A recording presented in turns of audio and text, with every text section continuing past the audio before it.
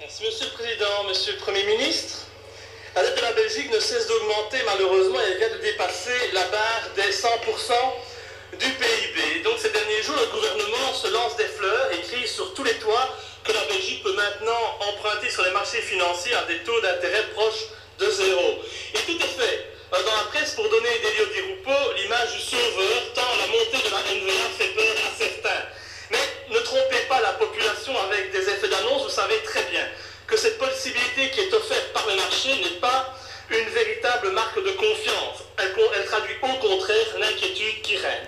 Et donc, comme les investisseurs ne savent plus à quel sens vouer, eh bien, ils ne cherchent plus prioritairement à faire des bénéfices, mais ils cherchent avant tout à sauver leur épargne, et c'est ce qui explique ce taux dérisoire. Par contre, le fait que la dette belge ait de nouveau passé la barre des 100% du PIB met notre pays en situation de faillite virtuelle et le met en danger. Et donc des attaques spéculatives et une dégradation de la cote du pays sont à craindre. Et si la Belgique était une personne, il y a déjà bien longtemps qu'elle aurait vu des huissiers devant sa porte. Alors soyons clairs, si votre gouvernement et vos prédécesseurs sont responsables de la dette du pays, plus de 370 milliards d'euros dilapidés par le biais de votre irresponsabilité, de votre clientélisme et de votre mauvaise gouvernance, la diminution du taux auquel notre pays peut emprunter sur les marchés est sans lien avec l'action de votre gouvernement et il est donc inconvenant de vous en réjouir et d'annoncer que c'est là le résultat d'une bonne gestion gouvernementale. Et le peuple, vous savez, les Belges que vous transformez en moutons, ce peuple à qui on demande toujours de faire des efforts et de se taire, eh bien il n'est pas dupe et des marchés encore moins. Il est donc temps de prendre des mesures afin de réduire notre dette. Ainsi, je voudrais savoir, Monsieur le Premier ministre, si vous avez réellement la volonté, oui, mais laissez la seule opposition s'exprimer. Je voudrais savoir si vous avez réellement la volonté de réduire l'endettement du pays, et si oui, comment comptez-vous vous y prendre? Je ne sais pas m'exprimer dans ces conditions. Comment comptez-vous vous y prendre sans bien entendu que ces mesures ne se prennent, comme c'est toujours le cas, sur le dos de la population qui ne veut plus jouer le rôle du cochon payeur? Je ne vous remercierai pas. Monsieur Côme.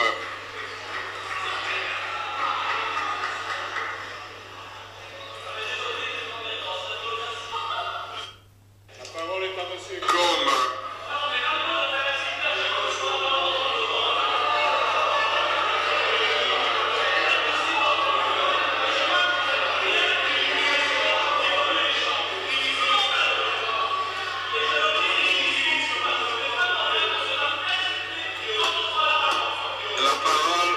La parole est à Monsieur Côme. Très bien. Puisque nous sommes en démocratie, écoutez-moi un peu.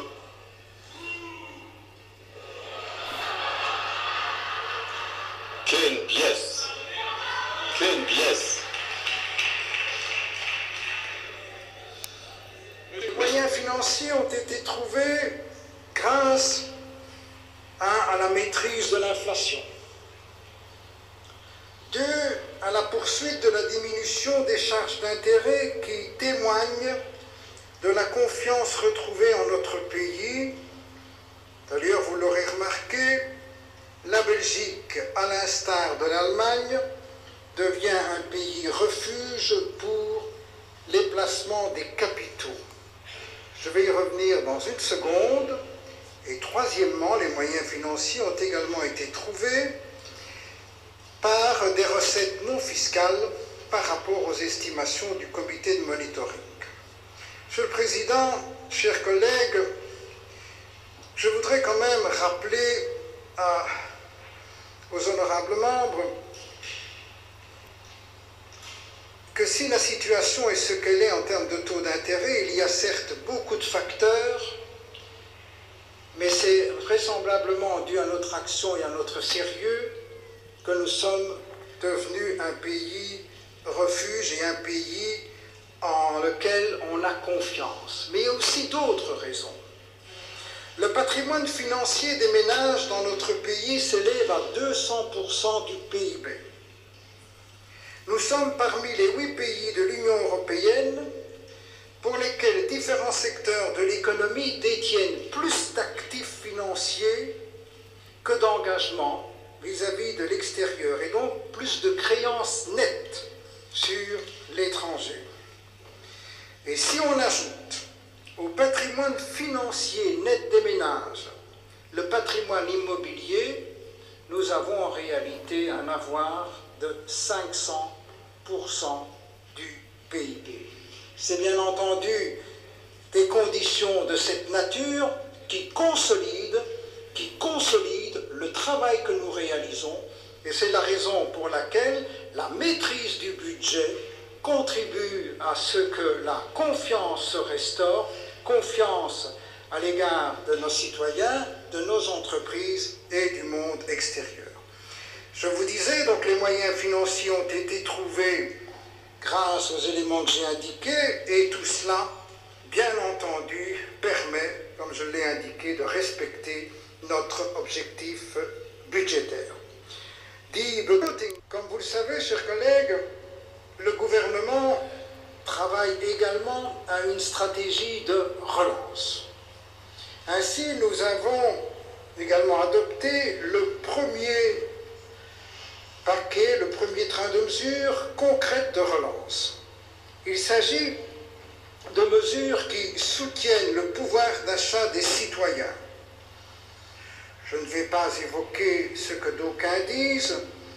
Il y en a qui promettent, d'autres qui agissent. Les personnes qui ont les bas revenus gagneront un peu plus.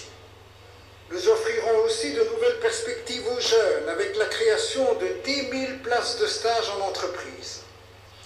We stärken de compétitivité.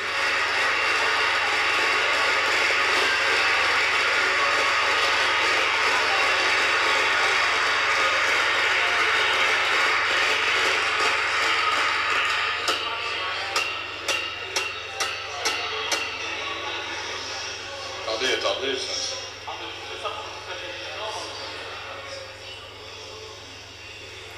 Monsieur le Premier ministre, le gouvernement se réjouit de ne pas avoir augmenté les impôts, mais je crois qu'on rêve, parce que quand même, il faut savoir que les Belges sont ceux qui en Europe payent le plus d'impôts. Donc les augmenter aurait quand même été catastrophique. Et sinon, j'ai écouté avec attention votre réponse, mais je n'ai pas entendu de réponse à ma question. J'imagine donc que pour vous, l'augmentation de la dette vous est totalement indifférente. Et le résultat, c'est justement cette dette, elle ne fait qu'augmenter inexorablement. Il serait temps de songer à d'autres recettes avant qu'une révolution à l'échelle européenne ne se déclenche. Quoique la solution se trouve peut-être là, mais c'est une autre question.